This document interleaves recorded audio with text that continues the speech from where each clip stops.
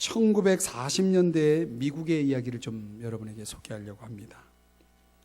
그때만 해도 미국의 3분의 1 정도는 그 가구당 이 수도 시설, 실내 화장실, 샤워 시설, 뭐 우리나라도 과거에 그런 상황이었겠지만 미국도 1940년대에는 그런 것들이 없는, 그리고 중앙난방 시설이 절반 이상은 없는 그런 환경에 있었다고 합니다. 그리고 대학 진학률은 뭐 거의 5%에 지나지 않는 그런 수준이었고요. 그런데 그런 환경 속에서 그들이 과연 삶에 대해 만족감이 어느 정도였을까? 과연 그들은 행복했을까? 조사를 한 결과로는 그들의 삶의 만족도는 평균 75점 정도 됐다고 합니다. 그리고 너무너무 행복하다라고 하는 그런 생각을 가진 사람의 수준이 35%나 되었다고 합니다. 상당히 높은 수치죠. 미국의 경우를 보면 이제 지금 현재 미국을 보면요, 경제적으로 볼 때, 뭐 사회적, 문화적 수준을 볼 때에 삶의 질은 얼마나 달라졌습니까? 너무 좋아졌죠. 자, 그런 상황에서 조사를 해볼 때에 1940년대 사람들하고 비교해 보면 당연히 삶의 만족이라든가 행복감이라고 하는 것은 더 높아야 되는데, 오히려 평균 72점, 행복하다라고, 매우 행복하다라고 생각하는 사람의 수준은 33%로 떨어졌다고 합니다.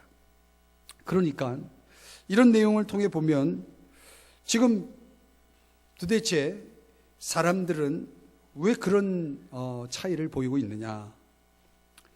이런 배경 속에서 이스트브룩이라고 하는 분이 진보의 역설이라는 책을 썼어요. 진보의 역설이라는 책을 썼는데, 이 책의 부제가 어떻게 되어 있냐면, 우리는 왜 더 잘 살게 되었는데 행복하지 않은가?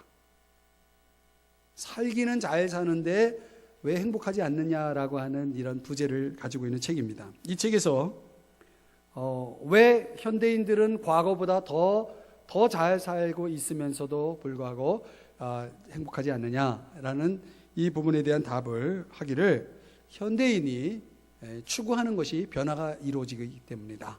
어떤 변화냐? 물질 욕구에서 의미 욕구로 바뀌고 있다.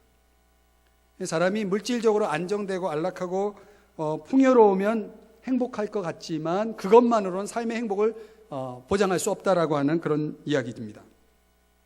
이런 차원에서 우리 사회가 가지고 있는 문제는 바로 이런 의미 욕구가 제대로 반영되지 않는 그런 문제가 아닐까라는 생각을 해보게 됩니다. 스키너라고 하는 분이요, 재미있는 실험을 했는데 비둘기장에다 집어넣고 거기에 원판을 하나 만들어 놨어요. 그리고 부리로 원판을 한번 쪼을 때마다 모이가 하나씩 이렇게 나오도록 시스템을 만들어 놓고 실험을 했는데, 흥미로운 것은요, 이 부리로 비둘기가 계속 원판을 쪼아가지고 굉장히 넉넉하게, 먹이가 굉장히 풍족하게 채워져 있음에도 불구하고 계속 원판을 쪼았다고 합니다. 결국 그 비둘기는요, 부리가 깨져가지고 죽었다고 합니다. 이 스키너가 한 비둘기 실험을 통해서 우리가 느낄 수 있는 건 뭡니까? 사람이 그런 풍족한 환경 속에서도 뭔가 사람들이 그 안에서 자족하지 못하는 모습을 보여주죠. 이 셀리그만이라고 하는 긍정심리학자는 이런 문제를 가지고 환경과 행복의 상관관계를 연구하면서 몇 가지 아주 재미있는 요약을 우리에게 전해주고 있는데요. 여러분, 가난한 독재국가에서 사는 사람과 아주 부유한 민주국가에서 사는 사람들, 어떤 사람들이 더 행복할까요? 예를 들면 가난한 독재국가에서 부유한 민주국가로 이렇게 옮겼다라고 한다면 그 사람은 행복할까요? 이 셀리그만의 연구에 의하면 조금 좋아졌다고 합니다. 조금. 그 정도예요. 결혼을 하면은 행복할까요? 결혼해보면 알겠죠? 근데 이제 이 셀리그만의 연구 자료에 의하면 어떤 결혼하면 행복하잖아요, 그죠? 행복해요. 저는 행복한데, 행복하죠. 근데 효과는 좀 있지만 인과관계가 불분명하다 이렇게 데이터가 나왔어요. 그러니까 행복할 수도 있고 안 할 수도 있다는 얘기죠. 상당히 이렇게 원만하고 광범위한 대인관계를 형성하면 사람이 행복할까요? 이것도 효과가 조금 있을 뿐이다라고 얘기합니다. 돈을 많이 벌면 행복할까요? 셀리그만의 연구 자료에 의하면 별로 효과가 없다. 아니, 전혀 효과가 없다. 왜냐하면 물질 만능주의로 살아가는 사람들은 절대로 행복할 수 없다고 합니다. 왜 그럴까요? 항상 부족하니까. 그죠? 만족할 수 없는 거죠. 건강하면 행복할까요? 건강도 건강 나름이다. 객관적인 건강과 주관적인 건강이 있는데, 객관적인 건강은 우리가 일반적으로 우리 몸을 통해서 우리가 보고 있는 건강이죠. 그러나 사람이 몸이 건강하면 정말 행복한가? 아니에요. 마음이 건강해야죠. 정신이 건강하고. 우리 내면이 건강하지 않은데 몸이 건강하다고 그 사람이 행복할 수는 없다는 것입니다. 그런 차원에서 또 효과를 약간적인 그런 효과로 이렇게 평을 하고 있고요. 교육을 많이 받으면 행복할까요? 전혀 효과가 없다고 합니다. 그래서 내린 셀리그만의 결론은 뭐냐면, 환경이라고 하는 것은 결국은 바꾸기 힘들거나 절대로 불가능한, 바꿀 수 없는 환경이 있는데, 사람들은 그런 환경을 좀 힘들거나 불가능한 환경이 바뀌어지면 행복할 것이라고 생각한다는 거예요. 사람들은 일반적으로. 그런데 그런 것이 완벽하게 변화가 돼서, 환경이 바뀌어서 자기가 원하는 대로 그런 변화가 일어나서 우리에게 주어지는 행복 지수는, 행복 퍼센테이지는 10%의 정도밖에 되지 않는다고 합니다. 10%. 그러니까 나머지 90%는 어디서 오는 거예요? 환경에서 오는 게 아니라는 거죠. 우리 안에서 오는 것이야. 그래서 성경이 뭐라고 말하냐면, 내가 너희에게 평안을 주노라, 이렇게 말하고 있거든요. 우리 주님의 말씀입니다. 주님이 우리에게 주신 그것이 있을 때 우리는 평안할 수 있고 행복할 수 있는 거죠. 그런 차원에서 사람들 정말 행복하기 위해서는 그저 물질적이고 환경적인 요인에서 행복의 어떤 원인을 찾기보다는 다른 어떤 원인이 있어야 한다는 것이죠. 요즘 어르신들 사이에서 노년 생활을 대학에 이렇게 비유한 말이 유행이라고 합니다. 서럽고 울적해서 공원에 가시는 분들을 서울공대 다니는 분이라고 합니다. 연금으로 세상을 구경하면서 노년을 보내면 연세대, 고상하게 여행을 다니면 고려대, 서로 위로하며 강하게 살면 서강대, 건강하면서 국민연금으로 살면 건국대. 이런 거 외울 필요 없어요. 근데 요즘 뜨는 대학이 하나 있다고 합니다. 해병대. 어떤 대학일까요? 해피하게 평생 병 앓지 않고 다니는 대학, 해병대. 누가 만들어낸 이야기겠지만 말이죠. 이걸 보면서 사람들이 생각하는 행복이라는 게 어떻게 보면 참 단순한 그런 측면이 없지 않아 있다라는 생각을 해보게 됩니다. 여러분, 어떻든 행복은 밖에서 오는 게 아니고 우리 안에서 일어나는 것이다. 그럼 우리 안에 뭐가 있느냐가 중요하겠죠. 여러분은 행복하시나요? 답이 없으시나? 행복하시기 바랍니다. 여러분 모두가 행복하시기 바랍니다.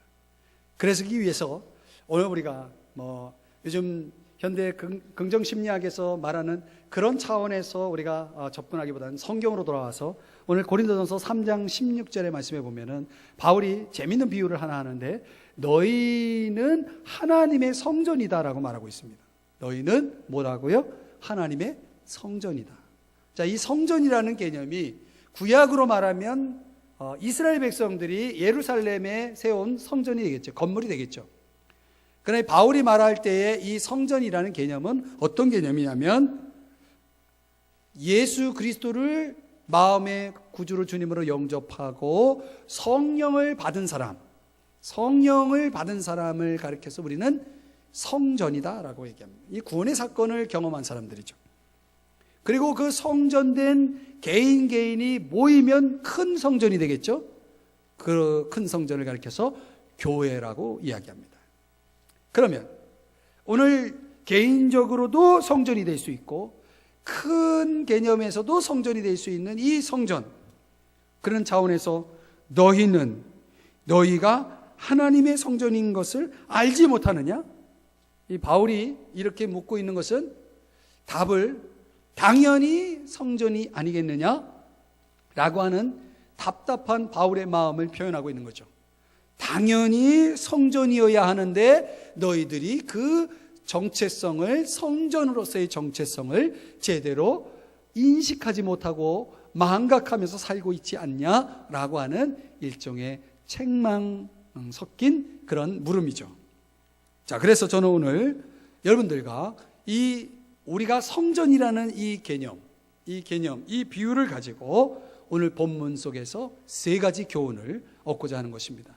왜 우리는 성전이냐? 성전이라면 우리는 어떠해야 하느냐? 첫 번째로 거룩하게 살아야 한다는 것입니다.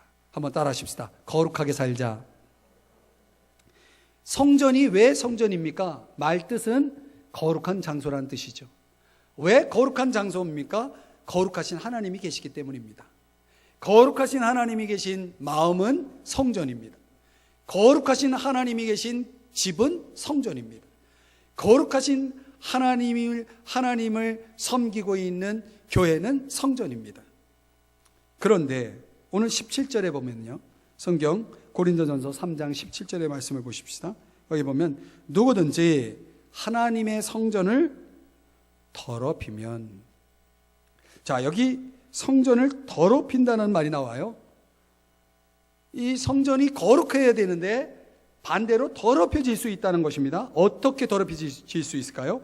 크게 세 가지 예를 들 수 있습니다. 첫 번째는 분쟁할 때, 여러분 교인과 교인이 다투거나 가족과 가족이 서로 분쟁하거나 이런 상황이면은 우리가 큰 정상적인 것이 아니잖아요. 성전이 더럽혀진다는 것은 자꾸 나뉘고 분리되고 이런 분쟁적인 기질을 갖고 자꾸 그런 일들을 할 때에 성전은 더러워질 수밖에 없는 것입니다. 성전의 목적과는 다르기 때문에 그렇습니다. 두 번째는 부도덕한 삶을 살 때, 개인적으로 삶이 거룩하지 않으면 성전이 더러워집니다. 세 번째로는 예수 그리스도의 복음을 약화시키거나 그 복음의 가르침을 왜곡시킬 때 성전이 더러워집니다. 분쟁, 부도덕, 복음을 왜곡시키는 일들, 이런 것들을 통해서 성전이 더러워지면 결과는 어떻게 되느냐? 17절 다시 보십시오. 성전을 더럽히면 그 다음 뭐라고 말씀하고 있냐면 하나님이 그 사람을 멸하시리라. 이 멸하다라고 하는 의미는 징계하다, 이런 뜻입니다. 하나님이 징계하는 거예요. 사도행전 5장에 보면 아나니아와 삽비라라고 하는 부부 이름이 나옵니다. 이 부부는 어떤 부부냐면 교회 안에서 열심히 봉사하고 또 물질적으로도 헌금도 하고 이렇게 헌신하는 사람들이에요. 그런데 어느 날 이 예루살렘 교회 안에 바나바라는 사람이 등장하더니 이 사람이 너무 헌신을 잘하니까 사람들이 막 부러워하고 존중하고 막 인기가 올라가고, 그러니까 아나니아 삽비라가 이 부부가 뭐가 생겼냐면 셈이 생겼어요. 셈이 났어요.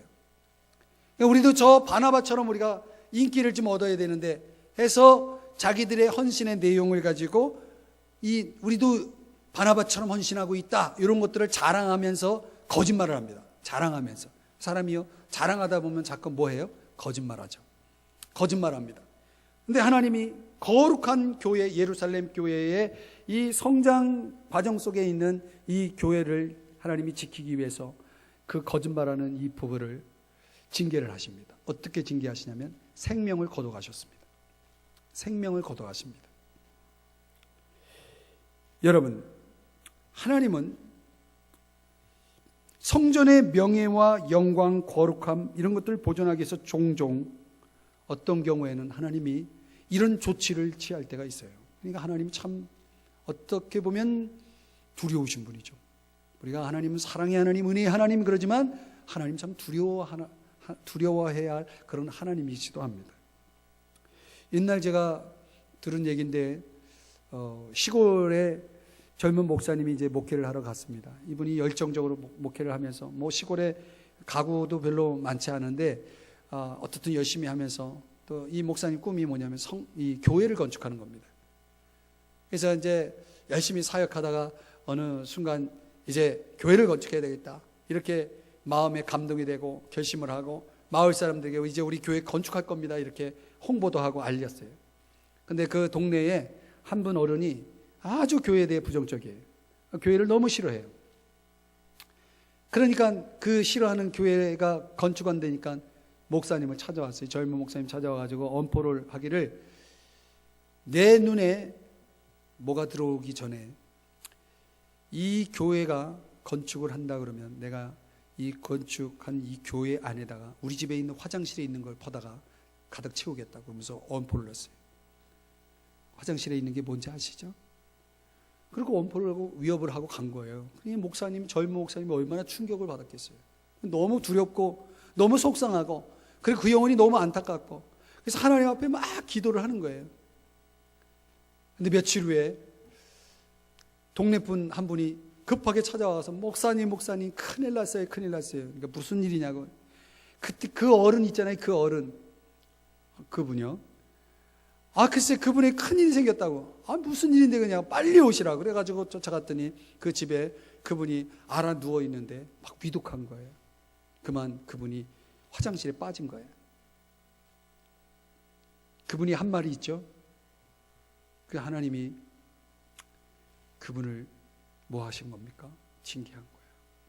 그래서 그분이 그 감염돼 가지고 말이죠. 거의 죽을 지경에 이른 거예요. 그 목사님이 그 어른을 위해서 기도하고 이렇게 했다는 그런 내용이 이야기를 제가 들었습니다. 여러분, 우리가 예를 들어서 신앙생활 하다가 교인 한 사람이 타락할 수 있습니다. 여러분들이 매스컴을 통해서 보시겠지만 목사도 타락할 수 있습니다. 목사도 죄인이기 때문에 그렇습니다. 그러면 그런 개인이 타락하고 더럽혀지면 그 성전이 더럽혀지면 교회가 없어질까요? 아닙니다. 교회는 하나님의 교회지 목사의 교회도 아니고 교인의 교회도 아닙니다. 그래서 하나님은 교회를 지키는 겁니다. 교회를 간직하는 겁니다. 다만 성전이 더러워지면 사람 개인의 잘못으로 인해서 성전이 더럽혀져서 상처를 입을 수는 있지만 교회는 없어지지 않습니다. 왜냐하면 하나님은 지키기 때문에 그렇습니다. 사랑하는 여러분, 그래서 우리가 주의해야 될 것은 우리 그리스도인들이 교회를 더럽히지 않도록 주의해야 된다는 것입니다. 이를 위해서 무엇보다도 우리의 마음을 지켜야 되고 그리고 우리의 삶의 전부를 거룩하게 구별할 수 있어야 됩니다. 먹는 거, 마시는 거, 행동하는 거 다 구별해야 됩니다. 왜냐하면 성전된 우리를 통해서 믿지 않는 사람들이 하나님을 만나기 때문에 그렇습니다. 성전이 뭐 하는 곳입니까? 하나님 만나는 곳이죠. 우리가 성전일 때 성전이 우리를 통해서 다른 사람들이 하나님을 만나는 것입니다. 우리는 그러니까 성전의 역할을 하고 있는 거예요. 굉장히 중요한 거죠. 8살 된 아들을 자동차에 태우고 가던 아빠가 막 신호를 무시하면서 막 가니까 아들이 얘기합니다. 아빠 그러면 안 돼요. 신호 무시하고 가면 안 돼요. 그러니까 아빠가 하는 말이 야 다들 그렇게 한다. 그렇게 얘기를 하는 거예요. 이제 그리고 그 아들이 이제 시간이 지나서 고등학생이 됐어요. 고등학생이 됐는데 그 시험을 치르다가 부정행위로 걸렸어요. 그래가지고 정학 처분을 받았다는 거예요. 그 집에 돌아왔어요.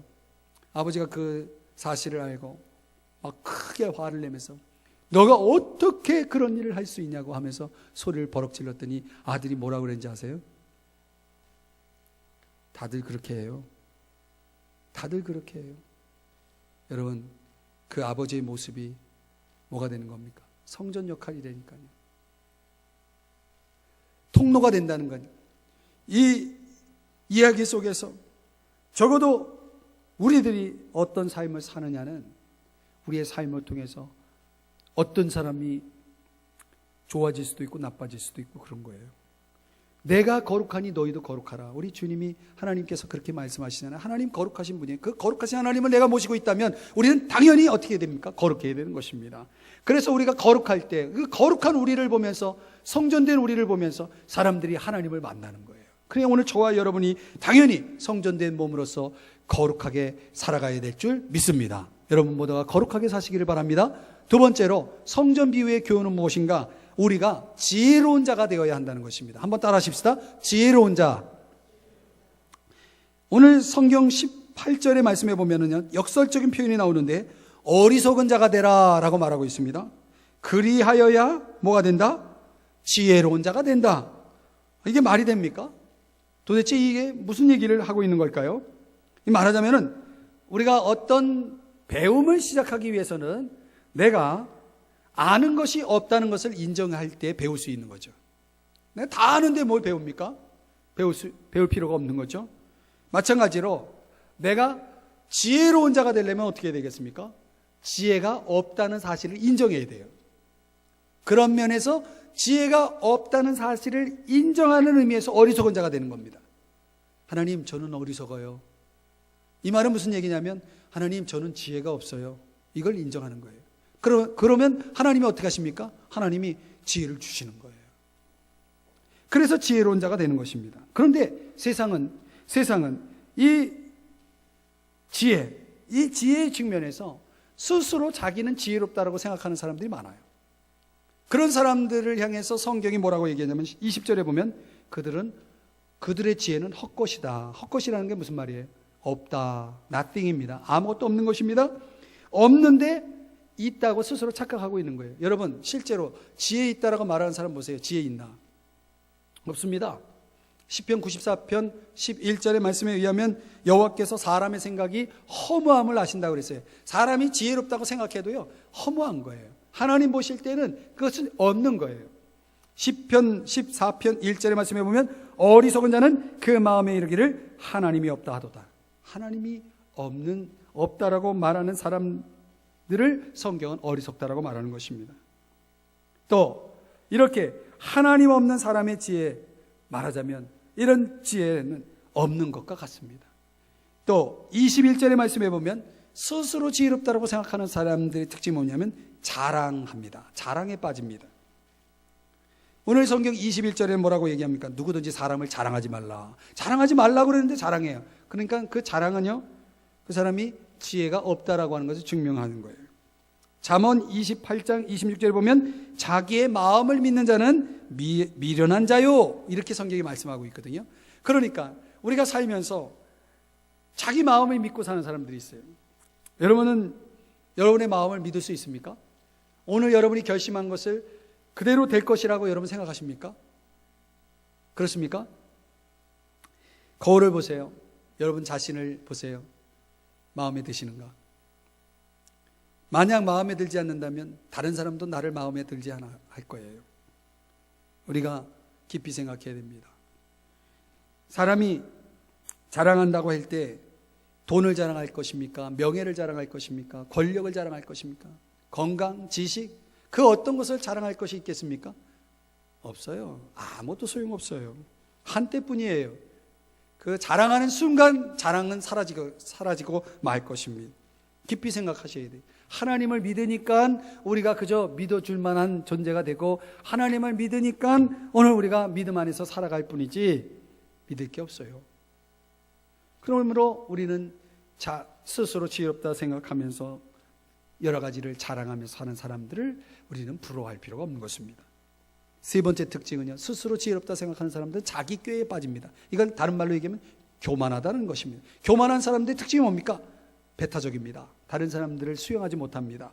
다른 사람들의 말을 듣지 않습니다. 다른 사람들이 보이지 않습니다. 그리고 사랑할 줄도 모르고 사랑을 받을 줄도 모르는 사람들, 그래서 교만은 멸망의 선봉이라고 말하는 것입니다. 여러분, 사람이요, 헛똑똑이에요, 말하자면. 그런 차원에서 자기가 교만한 줄을 모르고 교만을 떨어요.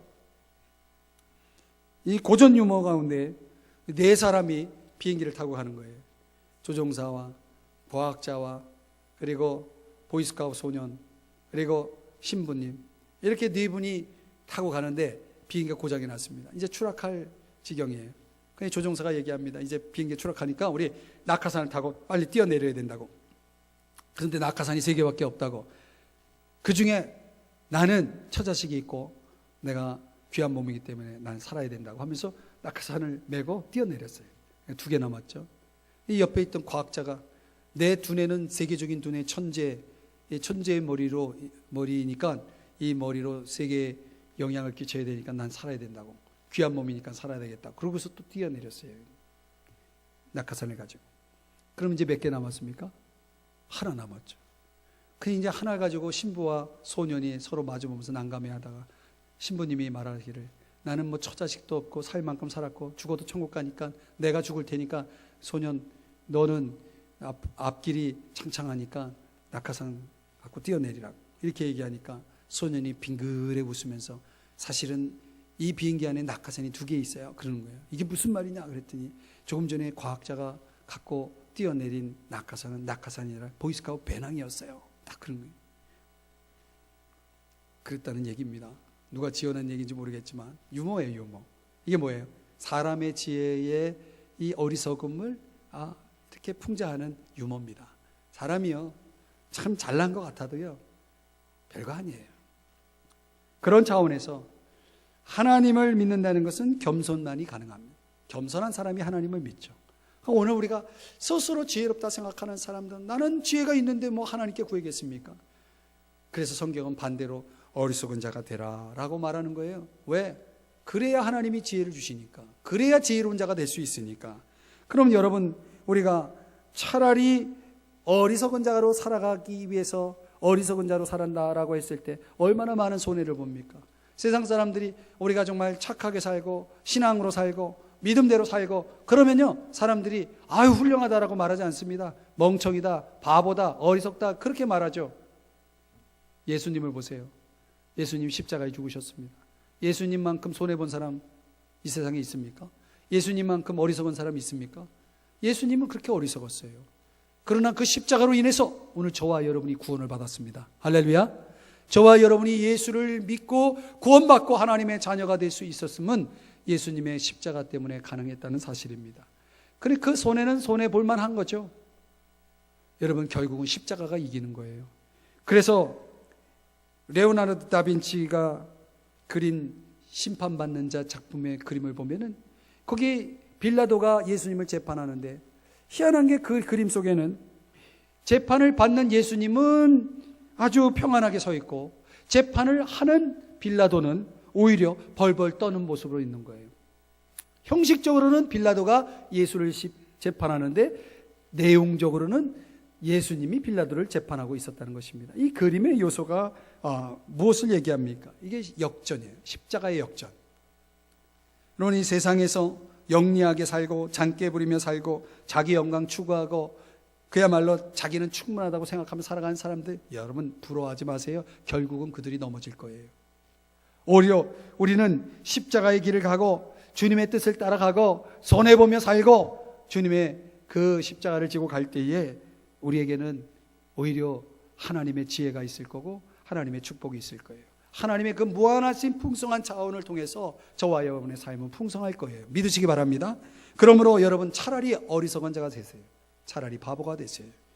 그러하면 하나님이 우리를 지혜롭게 만들어 주실 겁니다. 여러분 지혜로운 삶을 사시기를 주의 이름으로 축복합니다. 세 번째로는요, 성전 비유의 교훈은 우리가 그리스도의 소유로 살아야 된다는 것입니다. 뭘로 살아요? 그리스도의 소유. 오늘 성경 23절을 보실까요? 너희는 뭐다? 그리스도의 것이다 라고 말하고 있습니다. 무슨 얘기냐면 그리스도 예수만을 위해서 살아야 한다라고 하는 그런 의미입니다. 여러분, 우리가 그리스도를 위해서, 그분을 위해서 산다는 것은 그분의 소유가 된다는 말이에요. 그분의 소유가 된다는 것은 우리에게 어떤 혜택이 있습니까? 오늘 성경의 21절 22절의 말씀에 보면 만물이 다 너희 것이다. 바울, 아볼로, 게바, 세계, 생명, 사망, 지금껏, 장래것 다 너희 것이다. 왜? 주님의 것이기 때문에. 그 모든 것이 주님의 것이기 때문에. 그리고 우리는 주님의 소유이기 때문에. 우리가 주님의 소유되면 주님이 지니고 계신 그 모든 것이 우리의 것이 된다라고 오늘 성경이 말씀해 주고 있는 것입니다. 여러분, 믿지 않는 사람들 보세요. 생명의 문제 자유롭습니까? 그들이 살아가는 삶의 의미, 삶의 목적을 제대로 이해하지 못하고 그들은 회의 속에서 방황하고 있지 않습니까? 그러나 오늘 우리가 그리스도의 소유가 되고 그리스도를 위해서 살아가다 보면 저와 여러분에게 뭐가 있습니까? 삶의 의미가 있고 목적이 있는 것입니다. 그 삶을 가치 있게 살 수 있는 거예요. 그러니까 여러분, 우리가 그리스도의 소유가 되면 우리의 생명은, 우리의 삶은 더 값지게 되는 거예요. 사망의 문제, 불신자들 보세요. 사망을 두려워하죠.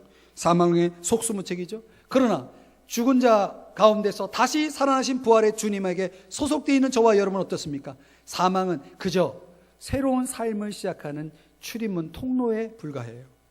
죽음은 끝이 아닌 거죠.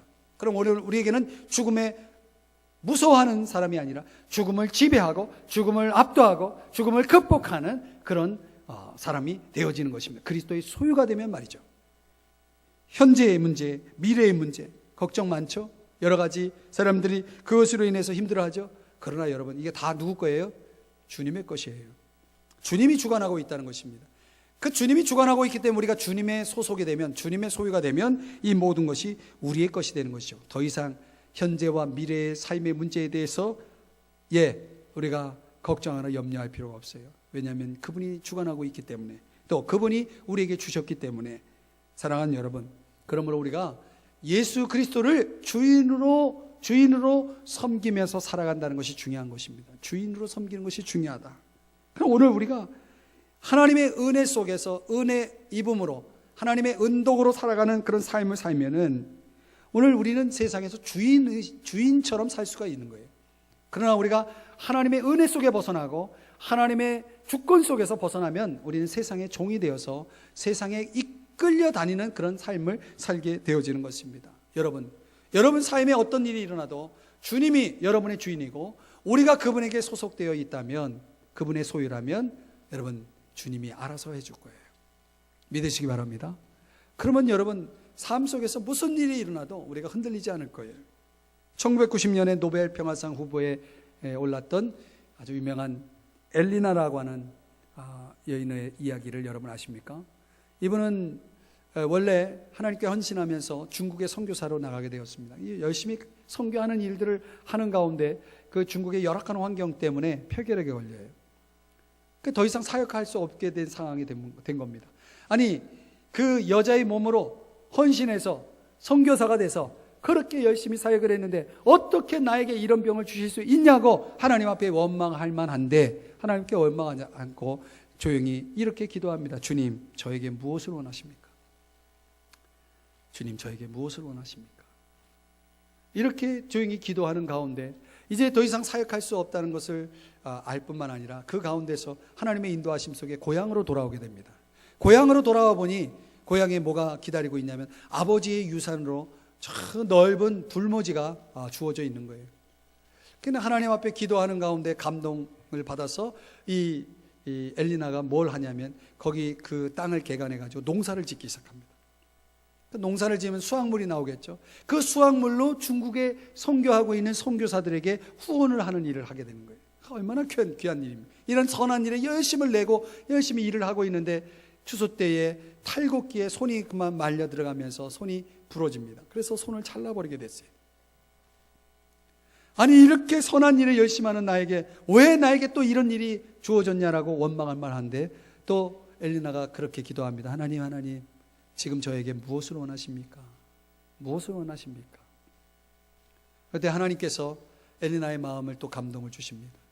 근데 엘리나가 이제는 농사도 지을 수 없는 그런 신체의 몸으로 뭘 할까 하다가 그 땅에, 그 불모지 땅에 이제는 양로원을 지어서 그 동네뿐만 아니라 주변에 있는 어르신들이 와서 위로를 받고 또 힘을 얻는 그런 양로원을 지어야 되겠다 해가지고 아주 그 건물을 잘 지어서 거기 찾아오는 노인들을 열심히 공양하다 보니까 그 양로원이 유명해졌어요. 그래서 일명 이 엘리나를 가리켜서 노인의 어머니라는 별명을 받게 되었다는 이야기입니다. 사랑하는 여러분, 이 엘리나는 자기에게 주어진 환경을 조금도 원망하지 않았어요. 주님, 저에게 무엇을 원하십니까? 이것이야말로 예수님을 주인으로 섬기는, 예수님의 소유가 되어서 살아가는 사람들의 질문이 아니겠습니까? 여러분은 여러분을 향하신 주님이 여러분에게 무엇을 원하시는지 물어보십니까? 그렇게 여러분의 인생의 주인으로 예수 그리스도를 대접하고 있습니까? 오늘 우리가 믿는다 말하지만 사실 우리의 삶 속에 진정한 주인이신 주님께 삶의 초점을 맞추지 않고 살아가는 사람들이 많습니다. 그런 것은 진정한 신앙이라 할 수가 없는 것입니다. 그리고 우리가 주님께 초점을 맞추고 주님의 소유가 돼서 살아간다면 세상의 모든 것, 주님의 것인 그 모든 것이 우리가 누릴 수 있는 것이 되고 우리가 거기에 주인이 될 수 있다는 사실을 오늘 성경이 말씀하고 있어요. 동시에 저와 여러분 또 주인의 것입니다. 오늘 우리가 살아가면서 신앙생활하면서 많은 사람들이 주님이 주신 것을 누릴 줄은 아는데 막상 나는 주님의 것이 되어서 살아야 된다는 사실을 망각하면서 살아가는 사람들이 많아요. 그러니까 주님 앞에 은혜를 입지만, 은혜를 구하지만 먼저 또한 나 또한 주님의 것이 되어서 주님을 주인 대접하면서 살아가는 삶도 같이 동반이 되어야 한다는 것입니다. 사랑하는 여러분, 여러분의 인생의 참된 주인은 누구십니까? 여러분은 누구의 소유입니까? 오늘 이 물음 앞에 저와 여러분이 답을 할 수 있어야 합니다. 말씀의 결론을 맺으면, 여러분, 이 현대심리학의 용어 가운데 고착 상태라는 말이 있습니다.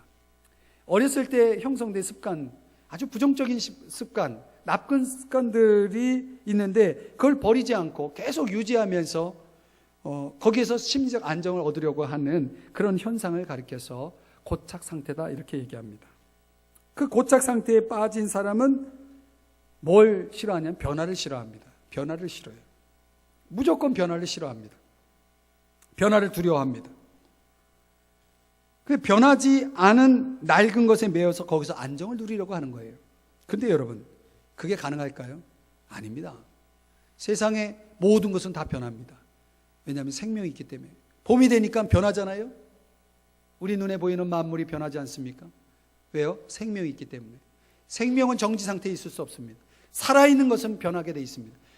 다 변하는데 나만 변하지 않겠다라고 하는 것은 이거는 가능하지 않는 것입니다. 사랑하는 여러분, 영적으로도 마찬가지입니다. 영적인 고착 상태에 빠져서 더 이상 변화를 원하지 않고 그냥 옛날 그대로만 그냥 뭘 하겠다라는 그런 신앙의 모습. 그래서 영적인 주도권을 육체의 욕망에 빼앗기고만 종으로서의 그런 모습으로 살아가는 사람들. 믿음으로 시작했지만, 성령으로 시작했지만 이제는 육신과 율법 외에는 남아있지 않는 사람들. 생명력 넘치는 영적인 생활 속에서 우리가 깨어나야 됩니다. 다시 일어서야 됩니다. 여러분, 이대로는 안 됩니다. 신앙생활을 이대로 하면 안 됩니다. 오늘 저와 여러분이 생명이 있다면 그 생명의 꿈틀거림을 여러분 느껴야 됩니다. 여러분이 영적으로 살아있다. 그러면 과연 예수 그리스도가 여러분의 주인 되어서 여러분의 삶을 정말 주관하고 여러분에게 놀라운 하나님이 계획하신 일들을 이뤄나가는 그런 삶이 펼쳐지기를 하나님은 너무나 원하세요. 오늘 이 시간 성전된 여러분, 거룩해야 되고 지혜로워야 되고 그리스도의 소유가 되어야 한다는 말씀, 오늘 교훈을 함께 나눴습니다. 여러분, 성전답게 살고 계시나요? 이 시간에 우리 한번 머리 숙여 같이 함께 잠시 기도했으면 좋겠어요.